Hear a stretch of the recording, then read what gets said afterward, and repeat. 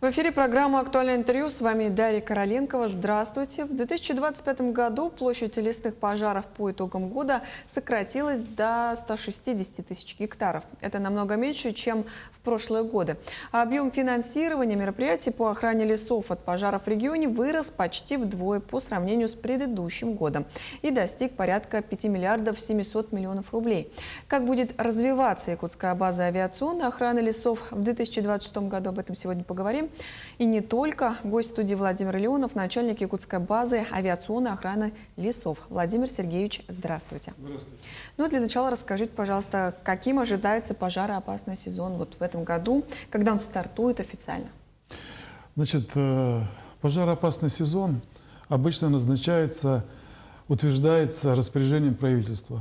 По практике это с 1 мая и до конца сентября.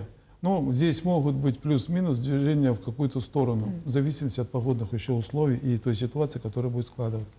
Что касается пожароопасного сезона, какой у нас будет в этом году, пока прогнозов официальных мы не получили, но мы все понимаем, что пожароопасный сезон может быть, скажем так, не подчиниться тем прогнозам, которые пришли, так как есть еще человеческий фактор. То есть весной, когда у нас нет ни гроз, ничего, местное население может создать катастрофическую ситуацию. Такие моменты были и также и в нашем регионе, и в других регионах. Вот в прошлом году это Забайкалье, горело все лето из-за того, что в начале сезона возникли сельхозпалы, потом перешли в лесной фонд, и все это дело невозможно было потушить. Вот многие уже слышали, что в регионе откроются вот дополнительно еще 2 новых авиаотделения. Вот в каких улусах они появятся конкретно вот в республике? Значит, в этом году мы открываем 2 авиаотделения. Это в Жиганском районе и Среднеколымском районе. Да. Территория наша охраняемая за счет вот этих 2 авиаотделений и расширения еще значит, подразделений других районов увеличивается на 10 миллионов гектар. Это огромная территория, это нам дает тоже создает для нас определенную ответственность, которую мы будем нести при охране Госфонда республики. Эти авиаотделения, сейчас в настоящий момент уже ведется набор, подбираем кадры, и я думаю, что к началу пожароопасного сезона эти отделения уже будут готовы. Владимир Сергеевич, как это повлияет на оперативность защиты лесов от пожаров, да, и почему выбор сделан именно в пользу этих районов, которых вы назвали? Ну, смотрите, оперативность тушения пожаров – это скорость принятия решений и обнаружения. Естественно, если будут возникать пожары в Жиганском районе или Среднеколымском, а такие пожары у нас были, подразделений там нет, для того, чтобы принять меры по тушению пожаров в тех районах, нам нужно там иметь подразделения. Либо доставлять их отдельно воздушными судами с других районов. Это очень дорого, занимает определенное время, поэтому было принято решение о создании дополнительных вот этих подразделений, которые будут охранять территорию, и тем самым увеличим скорость как принятия решения, так и обнаружения, потому как там будут базироваться воздушные суда, будут дополнительно летчики-наблюдатели находиться и силы парашютно-десантной пожарной службы. А вот в прошлом году также были открыты 2 новых авиаотделения в Ленской и в Витебской. Да? Какими были вот ожидания в связи с их открытием? Вот, и оправдались ли они вот на прошлый год? Ну, конечно же, это все оправдало. Во-первых, вот эти подразделения, которые мы открыли, Витимская и Станихтатская, работники вот этих подразделений, они участвовали не только в тушении на территории этих районов, как Ленского, так и Алекнинского, да? Они участвовали также в межрегиональном маневрировании, то есть принимали участие в тушении пожаров на территории Забайкальского края, участвовали в тушении пожаров на территории других районов нашей республики, в том числе вот Верхоянский район. Вы в курсе, наверное, что в прошлом году первая вспышка пошла по Верхоянскому району, и самое главное, что это был начало, это человеческий фактор. Что значит, создало нам неопределенные сложности, но тем не менее мы их все решили.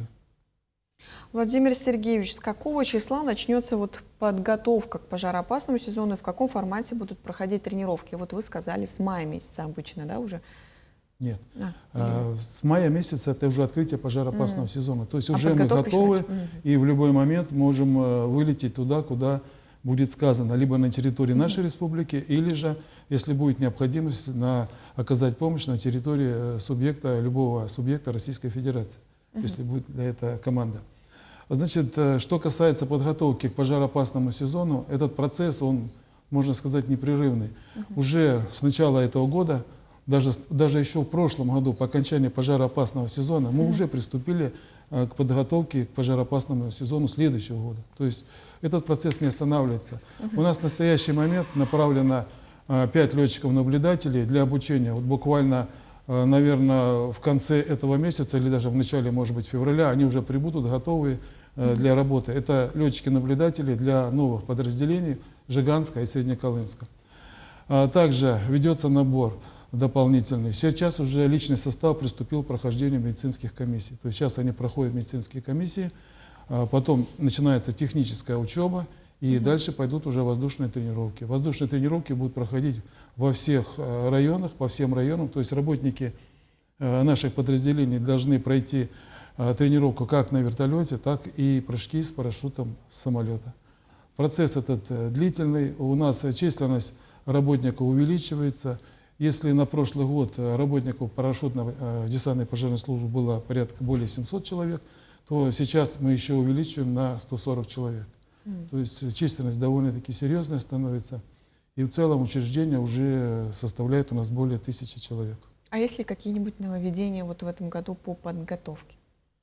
Ну, особых нововведений у нас нет, так как у нас парашютные системы, которые мы вот уже полностью перешли на парашютную систему «Лесник-3», это крыло, то есть уже с круглых парашюты у нас вышли из эксплуатации, как по срокам, так и по тем характеристикам, которые они у нас были. Дополнительно мы приобретаем снаряжение парашютистов пожарных для того, чтобы они могли приземляться в случае чего на лес или там, на воду.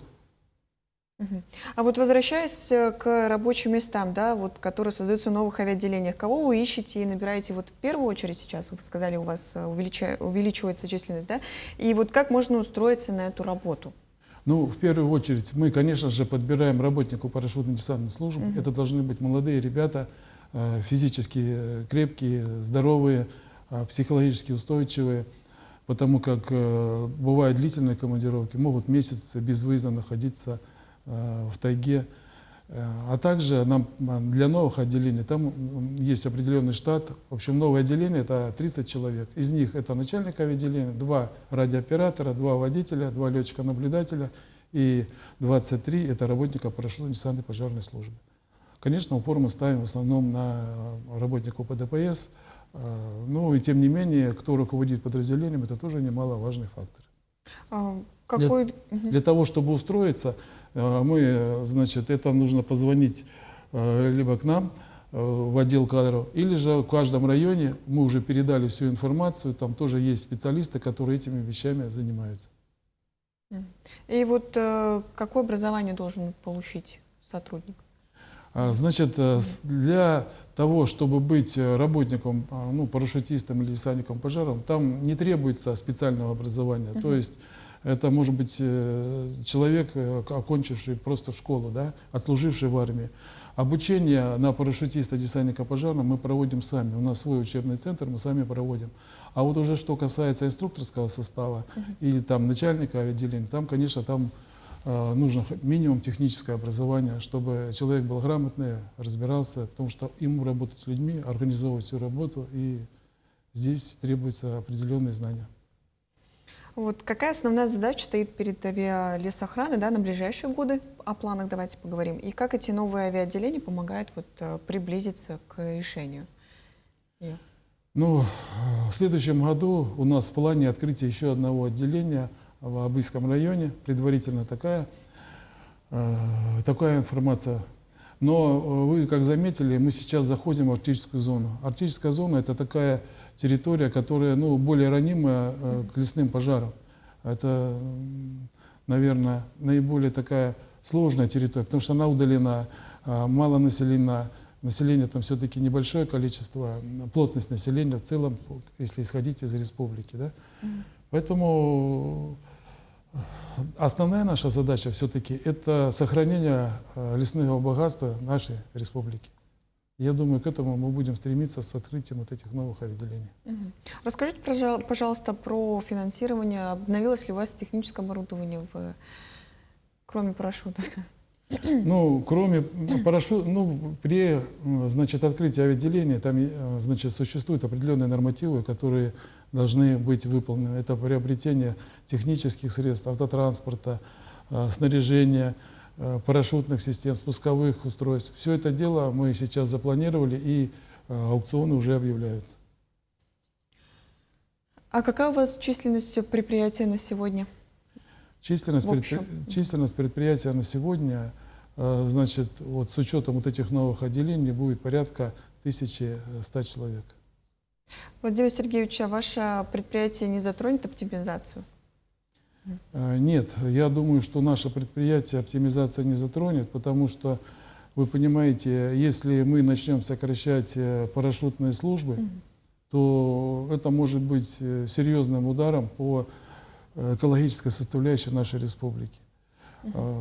Финансирование, которое выделено, это федеральное финансирование. Здесь надо сказать большое спасибо главе республики, это Александру Сергеевичу Николаеву, который решил этот вопрос с дополнительным финансированием, и тем самым увеличилась наша численность, мы стали намного сильнее. И в прошлом году мы не объявляли режима чрезвычайной ситуации на территории республики. Значит, мы не привлекли ни одного сотрудника по ДПС других регионов. Тем самым все-таки эффект есть, и то, что сейчас делается, это делается на благо республики. Владимир Сергеевич, расскажите, есть ли какие-то прогнозы, какие вот районы будут более подвержены пожароопасному сезону? Знаете, таких прогнозов пока нет. Они будут у нас ориентировочно через месяц. Это те прогнозы, которые составляются гидрометом и ФБО лесоохраны. Но мы, конечно, наблюдаем погодные условия и понимаем, что там, где морозы усилились, мы можем ожидать определенную вспышку грозовую при высоких температурах. Ну, практика показывает, чем сильнее мороз, значит, тем жарче лето. Ну, к сожалению, это так. Ну, дай бог, не будет много пожаров. Владимир Сергеевич, спасибо, что сегодня к нам пришли. Спасибо. Это была программа «Актуальное интервью». До встречи.